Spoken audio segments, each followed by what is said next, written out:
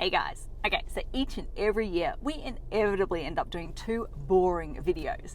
So the first one is in that lead up to the end of financial year where we talk about the upcoming council fee increases. And then the second one is as we're sliding into Christmas, we talk about the council closures so that you guys can kind of adjust your expectations and more importantly your clients' expectations as we run into that period. So guess what? Today we're going to talk about council closures. Now, council is officially going to be closed from the 20th of December until the 6th of January, so that 2-week period over the Christmas break. However, the reality is a good chunk of their staff are going to use the opportunity to extend their leave.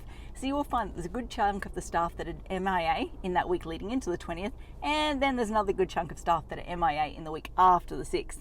Then, let's be honest, we're all humans. We all take a little bit of time to get the wheels in motion post-Christmas, like we've got that sugar hangover over us. So inevitably, there's probably going to be another week after that where people are going to be just moving a little bit slow. So, moral of the story is, or the point I want to get across today is, it's going to be at least 4 weeks, if not potentially up to 5 weeks this year, where things are going to be a little bit slow coming out of council.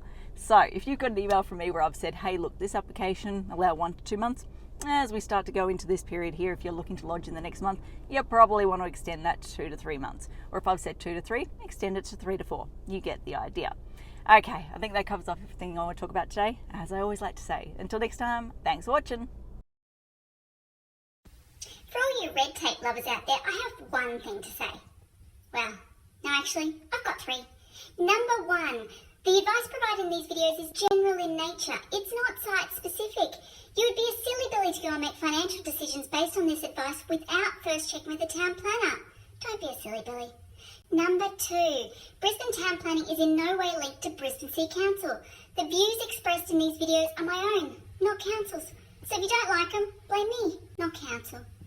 Number 3, what was my number 3? Oh yeah, the views expressed in these videos are accurate at the time of recording. If you're watching this video back 10 years from now, the views may not be so accurate. That's all.